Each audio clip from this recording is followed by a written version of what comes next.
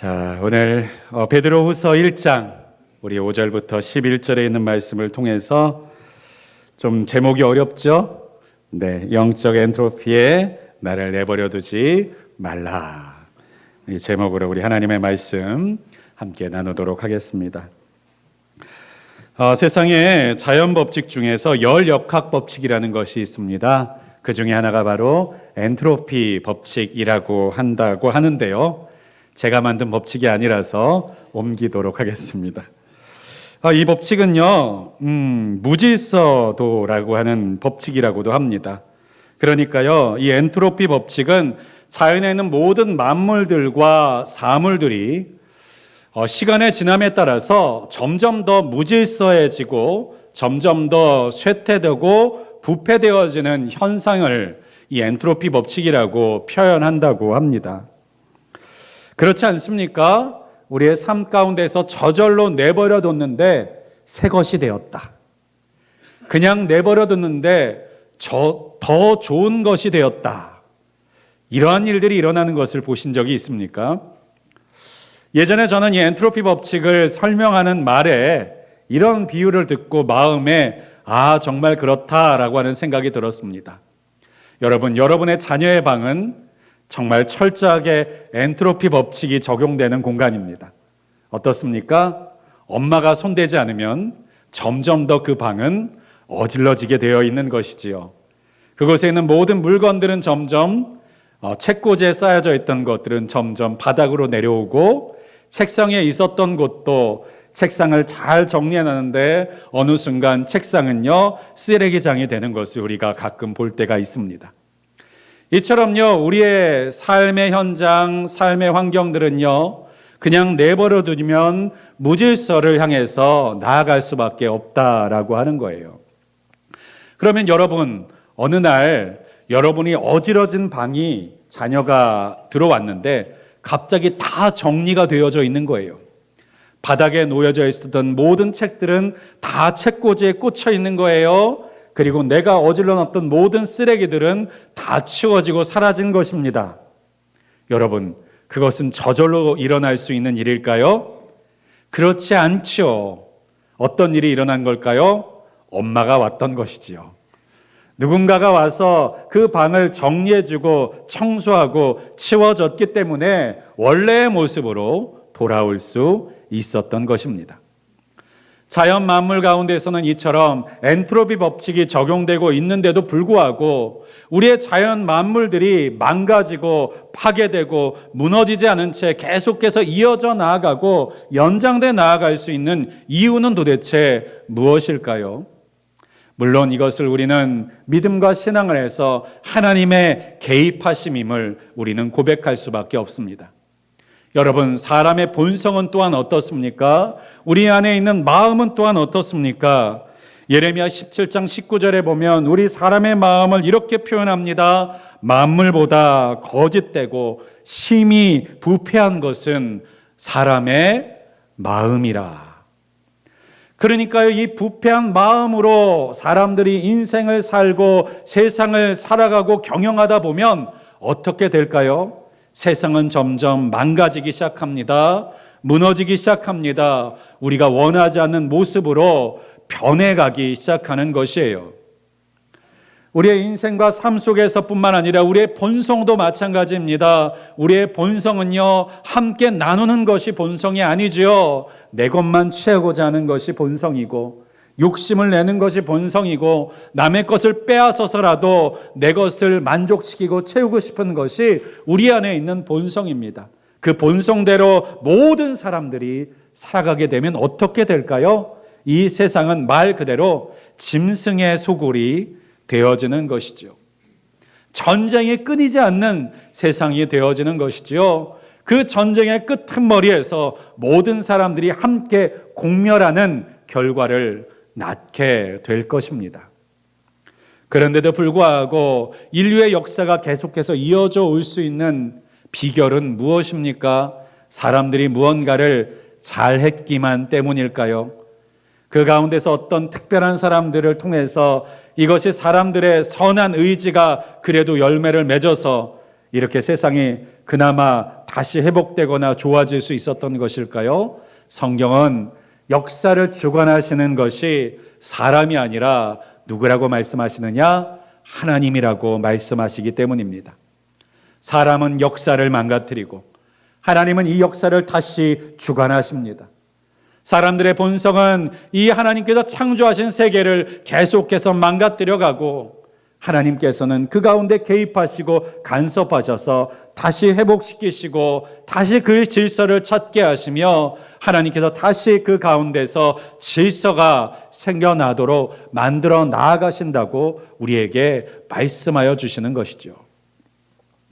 그래서요, 세상의 이 엔트로피의 법칙을 날마다 거스르게 하시는 하나님의 은혜가 우리의 삶 가운데 있음을 우리가 꼭 기억하실 수 있기를, 믿으실 수 있기를 주님의 이름으로 간절히 축원드립니다. 우리가 지금도 이 세상을 바라보면서 이 세상이 이렇게 되다가 어떻게 되려나, 이 나라를 바라보면 이 나라가 이렇게 가다간 어떻게 되려나, 철저한 엔트로피 법칙을 우리의 인생과 삶 속에서 보고 있지만 그 가운데서 믿는 자에게 소망이 있는 이유가 무엇입니까? 그것 또한 하나님께서 간섭하실 줄을 믿기 때문인 줄 압니다.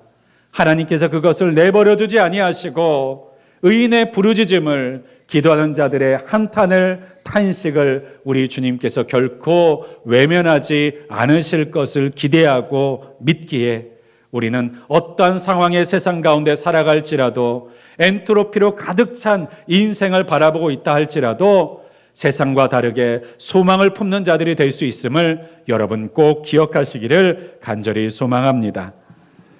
이 세상이 왜 이렇게 변질되고 엔트로피 속에서 나아가고 있는가? 그것을 로마서 8장에서는요, 죄 때문이라고 말합니다. 아담과 하와를 통해서 이 땅 가운데 유입된 죄는요, 그저 사람만 타락시키지 않았습니다. 사람만 망가뜨리는 것이 아니라 모든 피조 세계를 망가뜨리고 변질시켰다라고 말해요. 그래서 로마서 8장 21절 이하에 있는 말씀에 보면요, 우리의 죄 때문에 하나님이 창조하신 모든 피조물들도 썩어짐의 종노릇을 하고 있다라고 말씀하고 있어요. 썩어짐의 종노릇이 무엇입니까? 허무함 속에서 나아가고 있다는 거예요. 헛됨을 향해서 나아가고 있다는 것입니다. 그런데 그 가운데서 피조물들이 바라는 것이 무엇입니까? 그 가운데서 해방되어 하나님의 자녀들의 영광의 자유에 이르는 것을 모든 하나님이 창조하신 피조 세계가 사모하고 있다는 거예요. 그래서 피조물이 이제 함께 탄식하며 함께 고통하고 있는 가운데 있는데, 우리만, 사람만 예수 그리스도의 구원을 바라면서 존재하고 있는 것이 아니라 창조하신 모든 세계가 예수 그리스도의 구원하심을, 하나님의 새롭게 하심을 바라고 있다라고 로마서 8장은 우리에게 알려주고 있는 것이죠. 사랑하는 여러분, 우리의 구원은 우리 한 사람의 구원만을 위해서 하나님이 부르시는 것이 아니라 우리를 뿐만 아니라 우리와 함께하고 있는 사람들을 구원케 하시고자 하나님께서 부르신 것인 줄을 믿으실 수 있기를 바랍니다. 하나님께서는 우리의 구원하심을 우리 주위에 있는 사람만을 구원하시기 위해서 우리를 부르시는 것이 아니라 하나님이 창조하신 모든 창조 세계를 향한 구원의 사명과 사역을 맡기시려고 바로 우리를 부르셨다는 사실을 여러분 꼭 기억하시기를 주님의 이름으로 간절히 축원드립니다. 그래서 하나님께서는 우리에게 날마다 소망을 주시고 사명을 주십니다. 그 사명이 무엇입니까? 특별히 하나님께서는 우리의 평생에 이루어가야 될 사명을 주셨어요. 여러분 가운데 어떠한 꿈들이 있으십니까? 자녀들에게는 어떠한 소망과 비전들이 있습니까? 여러분, 돈을 1억만 벌었으면 좋겠다. 혹시 이런 꿈을 갖고 살아가는 분들이 있습니까? 여러분, 이 꿈이 이루어지면 그러면 우리의 인생은 어떻게 되는 것입니까? 하나님, 우리 주님께서 우리에게 주신 약속과 비전과 꿈은 무엇이냐면요, 바로 하나님의 형상을 닮아가는 신성한 성품에 참여하는 꿈을 우리에게 주셨다라고 하는 거예요. 특별히 우리가 읽지 않았지만 4절에 있는 말씀에 보니까요, 하나님께서 우리에게 주신 소망과 비전과 꿈이 무엇이냐? 4절에 보니까요. 제가 읽어드리겠습니다. 이로써 그 보배롭고 지극히 큰 약속을 우리에게 주사 이 약속으로 말미암아 너희가 정욕 때문에 세상에 썩어질 것을 피하여 신성한 성품에 참여하는 자가 되게 하려 하셨느니라. 아멘. 그러니까요, 우리가 이 하나님의 약속, 하나님의 성품, 하나님의 형상을 따라 지음받은 하나님의 신성한 성품에 참여해야 될 이 약속을 우리가 모르고 살아가는 사람은 어떤 사람입니까? 인생이 육신의 때가 전부인 사람인 거예요. 육체가 전부인 사람인 거예요. 죽으면 끝나는 인생을 사는 사람인 것입니다. 여러분, 죽으면 모든 게 다 끝난다면 여러분 어떻게 사시겠습니까? 아껴서 무슨 소용이 있습니까? 다 쓰고 죽어야죠. 우리가 이 땅에서 죽으면 모든 것이 끝나고 사라진다고 생각하면 우리가 다른 사람을 위해서 희생하는 삶이 무슨 의미가 있고 내가 다른 이들을 위해서 참고 인내하는 인생이 무슨 의미가 있겠습니까? 그러면 그 끝이 있는 인생, 그리고 죽으면 모든 것이 끝나는 것이라고 생각하는 인생은 무엇을 따라 살게 됩니까? 정욕을 따라 살게 된다는 거예요. 지금 내 즐거움을 위해서, 내게 지금 있는 쾌락을 위해서, 그리고 내가 느낄 수 있는 그리고 만족과 기쁨을 위해서 그것만이 나의 신이 되고 그것만이 나의 우상이 되고 그것만이 나의 꿈이 되는 인생을 살아가게 될 수밖에 없다라고 하는 거예요. 하나님께서는 그러한 헛된 인생 가운데 우리를 내버려 두기를 원치 않으셨습니다. 그래서 하나님께서는 우리에게 예수 그리스도를 보내시고 예수 그리스도를 믿게 하시고 하나님께서 우리에게 허락하신 사명과 비전을 따라서 일찍이 살아갈 수 있도록 우리를 불러주셨다라고 하는 거예요. 여러분, 이 하나님의 마음이 얼마나 크시고 간절하신지요. 여러분, 가끔 예수 믿는 분들에게 이런 말들 하시는 분들이 있어요. 너무 일찍 부르시지 말고 죽기 전에 불러주셨으면 좋겠다. 병원 침상위에서 이제 한 10분 남았습니다 하실 때 찾아오셔서 내가 너를 구원하노라 라고 말씀해 주셨으면 좋겠다.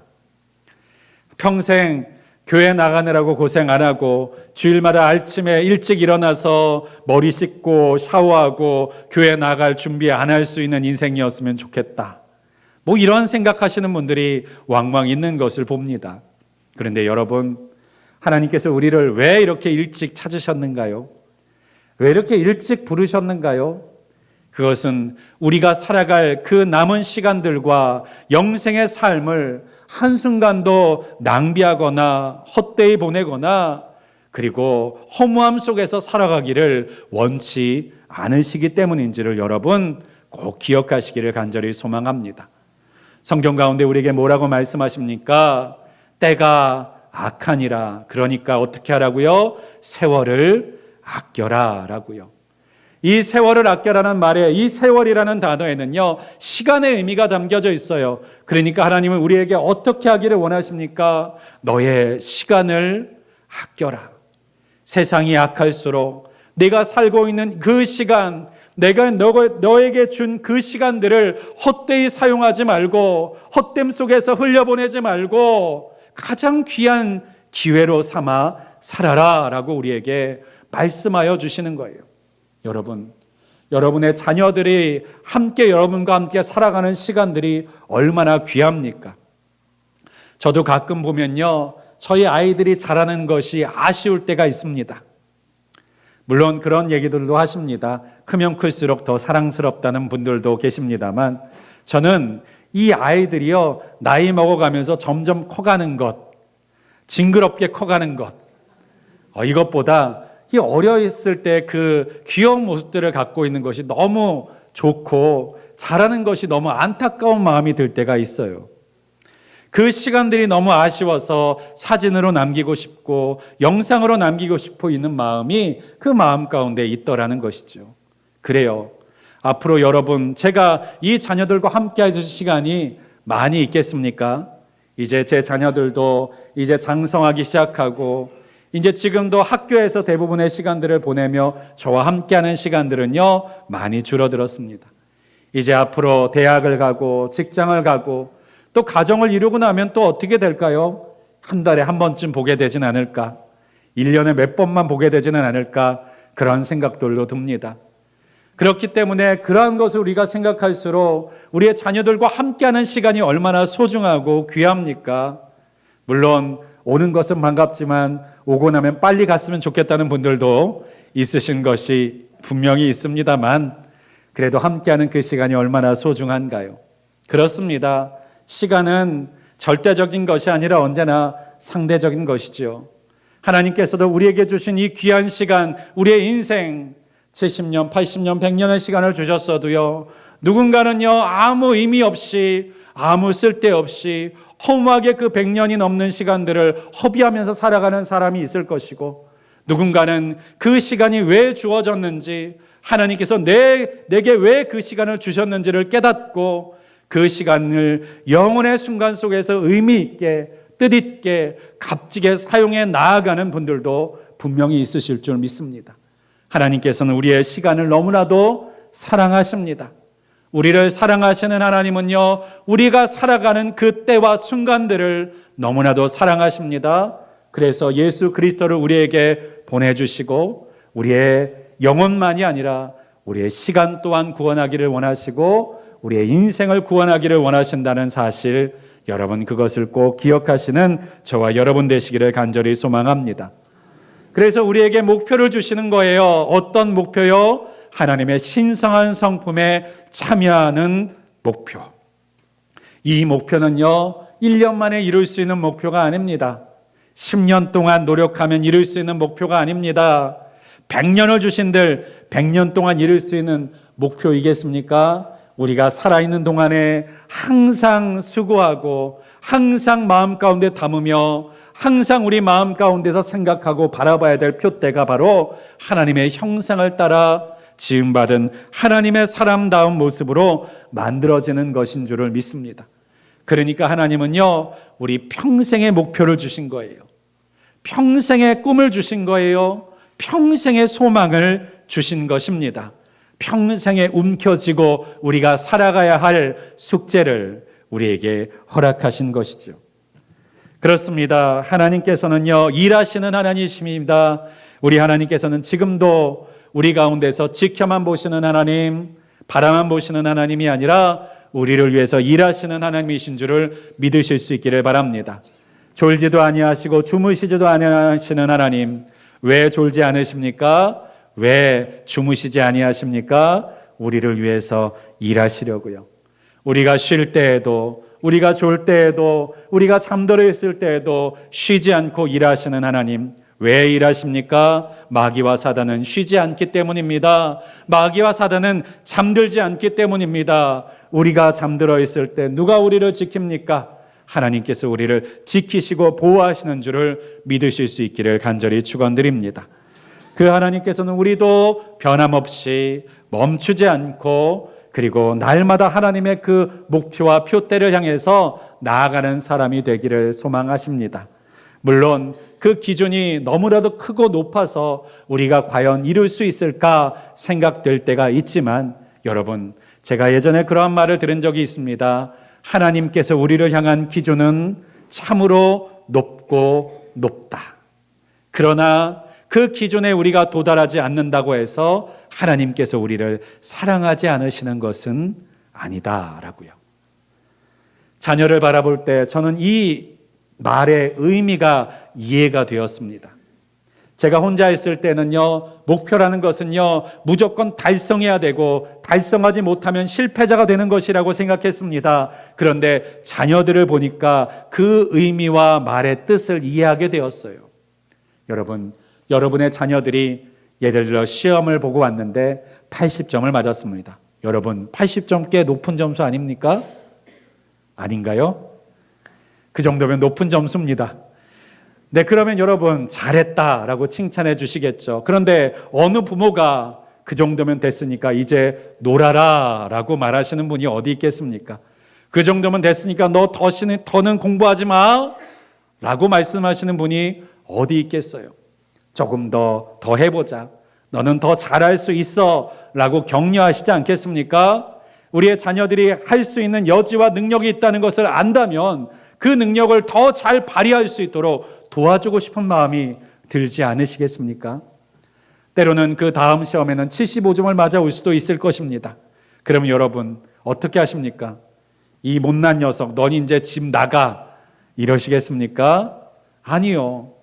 내 기준이 높다 할지라도 그 기준에 내 자녀들이 도달하지 못했다 할지라도요, 부모의 마음은 무엇입니까? 물론 안타까울 수 있지만요, 그 목표와 이 아이가 도달할 수 있는 그 자리에까지 나아갈 수 있도록 도와주는 것, 포기하지 않는 것, 격려하는 것, 내가 할 수 있는 것이 무엇일까를 찾아보는 것, 그것이 바로 부모의 심정이 아니겠습니까? 하나님께서도 우리에게 믿음을 주심으로 우리 하나님과의 관계를 시작하셨습니다. 하나님의 목적은요, 우리에게 믿음을 주시는 것만이 아닌 줄 꼭 기억하시기를 간절히 소망합니다. 그러면 하나님은 우리에게 무엇 주시기를 원하느냐? 그것이 바로 오늘 5절에 있는 말씀 가운데 나와 있습니다. 5절의 말씀을 우리가 다시 한번 7절까지 한번 읽어볼까요? 함께 읽겠습니다. 그러므로 너희가 더욱 힘써 너희 믿음의 덕의 지식의 절제를, 절제의 인내를, 인내의 경건의 형제 우애를, 형제 우애의 사랑을 더하라. 아멘. 하나님께서 우리에게 명령하시고 요청하시는 것이 무엇이냐? 믿음이 끝이 아니라는 거예요. 예수 그리스도를 믿는 믿음으로 끝이 아니라 하나님께서는요, 그 뒤에 더 많은 마스터 플랜을 준비하고 계시다는 것입니다. 여러분, 여러분의 가정 가운데 자녀가 태어났습니다. 여러분, 자녀가 태어나면 끝입니까? 어머니들께서 아이들을 임신하셔서 아이를 낳고 나면 이제 내 할 일은 다 끝났구나. 이제 내 고생은 다 끝났구나. 라고 정말 그렇게 생각하십니까? 아니지요. 아이를 낳고 나면요, 더 많은 고민이 생깁니다. 더 많은 노력이 필요합니다. 더 많은 생각들이 듭니다. 이 아이를 어떻게 키우면 좋을까? 어떤 능력과 재능을 발휘할 수 있도록 만들어주면 좋을까? 어떤 학교를 보내면 좋을까? 어떤 일들을 하는 아이로 세우면 좋을까? 이것이 아이를 낳은 부모님의 마음과 꿈과 비전이 아니겠습니까? 하나님께서도 우리를 믿음을 통해서 낳으셨습니다. 예수 그리스도의 십자가를 통해서 우리를 낳으셨습니다. 이제 하나님의 자녀된 우리는 그냥 그 태어난 모습 그대로 있으면 충분한 것이 아니라 하나님은요, 그 뒤에 계획을 갖고 계시다는 거예요. 그래서 그 믿음에 덕을 더하시기를 원하십니다. 덕이 무엇입니까? 유익을 끼치는 사람이 되는 거예요. 그 유익을 끼치는, 믿음에 유익을 끼치는 덕을 세우고, 그리고 그것을 더 풍성하게 세워나갈 수 있도록 하나님을 아는 지식을 더해가기를 원하십니다. 그리고 지식이 풍성하여서 자칫 교만해질까 봐 절제하는 법을 가르치기를 원하시고, 또한 그 절제가 잠깐의 절제가 아니라 때로는 오래 기다려야 될 것, 오랫동안 참아야 될 것들을 견딜 수 있는 인내를 키워주시기를 원하고, 이 인내에 더하여서는요, 그 인내하는 모습, 참고 기다릴 줄 아는 모습이 성품과 인격이 되는 경건의 모습을 갖춰 나가기를 원하신다라고 하는 것이고, 그 경건을 통해서 나만 경건한 척 살아가는 것이 아니라 함께 어울려 사는 법, 형제 우애를 배워 나가는 법을 가르쳐 주시기를 원하시고, 더 나아가서는 그 모든 것을 사랑 안에서 의무나 책임이나 내가 해야 될 욕심이나 욕망에 따라서 살아가는 자가 아니라 사랑이라는 동기를 가지고 살아가는 완성된 하나님의 형상을 가진 사람으로 만들어가기를 원하시는 것, 그것이 바로 하나님께서 우리를 향해서 믿음을 통해서 부르신 하나님의 사람들을 향한 하나님의 계획이신 줄을 꼭 믿으실 수 있기를 주님의 이름으로 간절히 축원드립니다. 여러분은 어느 자리에 계십니까? 믿음으로 태어난 것만으로 그저 감사하고 만족하면서 어린아이 응애하듯이 그 자리에 머물러 있는 것으로 내가 할 것을 다 했다라고 생각하면서 하나님의 마음과 달리 살아가고 있지는 않습니까? 하나님은 우리를 자라가기를 원하셔서 성장해 나아가기를 원하셔서 성숙해 나아가기를 위하여서 지금도 터없는 은혜와 손길과 쉬지 않는 일하심으로 우리에게 항상 함께해 주기를 원하시는데 우리는 그 모든 것들이 자라날 생각이 없으니까 필요 없는 것처럼 귀찮은 것처럼 우리를 번거롭게 하는 것처럼 여기면서 살아가고 계시지는 않습니까? 특별히 오늘 본문 가운데 그래서 우리 8절에 이렇게 말씀하고 있어요. 이것이 너희에게 있어 흡족한즉 너희로 우리 주 예수 그리스도를 알기에 게으르지 않고 열매 없는 자가 되지 않게 하려니와. 하나님께서 우리를 어떻게 만들고 싶으십니까? 게으르지 않고 열매 없는 자가 되지 않기를 원하신다라고 하는 거예요. 믿음으로 태어났다면 게으르지 않기를 원하신다는 것입니다. 믿음으로 태어났다면 열매 맺는 자가 되기를 원하신다는 것입니다. 이걸 모르고 사는 사람은 어떤 사람이라고 말하느냐? 9절에 있는 말씀해 보세요. 이런 것이 없는 자는 맹인이라. 뭐라고요? 맹인이라. 눈이 보이지 않는 사람과 같다는 거예요. 눈은 뜨고 있는데 내가 어디를 향해서 나아가려는 사람인지를 모르고 사는 사람과 같다는 거예요. 내가 눈 뜨고 태어났지만 세상 보고 싶지 않다고 갓난아기가 그저 끝까지 눈 감고 세상을 부정하고 사는 사람과 똑같다는 거예요. 내가 왜 부름받았는지를 잊어버리고 사는 사람과 똑같다라고 하는 것입니다. 여러분, 눈을 뜨시기를 간절히 축복합니다. 눈을 떠 하나님께서 우리를 만드시고자 하는 비전과 목적과 표대를 보실 수 있는 저와 여러분 되시기를 주님의 이름으로 축복합니다. 눈을 감고 있으면 보이는 게 없으니까 편할지는 모르지만 우리가 갈 바를 알지 못하게 되지 않습니까? 눈을 감고 있으면 하나님께서 우리를 향해서 준비해 놓으신 아름다운 것들을, 정말로 하나님께서 은혜 넘치는 것들을 우리가 더는 볼 수 없는 것이 아닙니까? 눈을 떠 보시기를 바랍니다. 하나님께서 우리를 성장하고 성숙시키려고 무엇을 지금 준비하시고 일하고 계시는지를 볼 수 있으시기를 주님의 이름으로 축복합니다. 하나님께서는 우리의 최고의 코치가 되어주십니다. 특별히 오늘 교사 주일입니다만 여러분, 최고의 교사는요 누구입니까? 우리 주일학교 선생님들이 되셨으면 좋겠습니다만 우리의 최고의 교사는 하나님이십니다. 성령님이십니다. 최고의 코치가 되시고 최고의 교사가 되시고 최고의 스승이 되시는 그 하나님께서 우리를 지금 가르치시기를 원하십니다. 그 청사진과 계획을 가지고 우리를 길러가기를 원하십니다. 그저 태어난 것으로 끝이 아니라 우리를 완숙하게 성숙하게 만들어 나아가시기를 원하십니다. 우리를 향한 그 영적인 스승 되시는 주님의 음성에 귀 기울이실 수 있기를 간절히 소망합니다. 눈을 감고 이 영적인 엔트로피 앞에 우리를 내버려두는 인생이 되시지 않으시기를 주님의 이름으로 축복합니다. 날마다 하나님이 원하시는 모습으로 빚어 나아가시는 저와 여러분 되시기를 주님의 이름으로 간절히 축원드리겠습니다. 기도하겠습니다. 전능하시고 또 분명히 살아계신 하나님 감사합니다.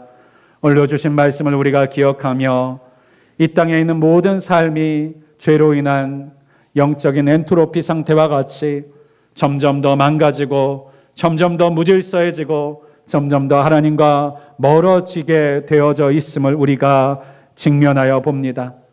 이러한 세상과 환경 가운데 우리를 내버려 두지 아니하시려고 예수 그리스도의 십자가를 우리 가운데 허락하시고 순간도 졸지 아니하시고 순간도 쉬지 않으시고 우리를 영적인 엔트로피 속에 빠져들지 않도록 우리를 날마다 건져 올리시고 영적인 질서를 다시 세워주시고 우리의 영혼을 계속해서 날마다 회복시켜 나아가시는 주님의 은혜를 기억하며 우리가 이제 눈먼 맹인과 같이 우리가 갈 바를 알지 못한 채 주저앉아 있는 자가 되지 않도록 도와주시옵고 하나님의 열심과 같이 우리도 게으르지 않고 하나님의 그 청사진을 따라 만들어져 나가는 사람이 되어질 수 있도록 도와주시옵소서. 그러한 우리 성도들 되게 하시고 그러한 우리 가정 되게 하여 주시고 그러한 우리 자녀들이 되어질 수 있도록 주여 우리의 손과 발이 부지런하게 하여 주시고 우리가 무엇을 해야 할지 날마다 우리에게 코치하여 주시고 가르쳐 주시는 영적 스승이 되시는 성령 하나님의 충만함 속에 살게 하여 주시옵소서. 예수 그리스도의 이름으로 간절히 기도하였습니다. 아멘.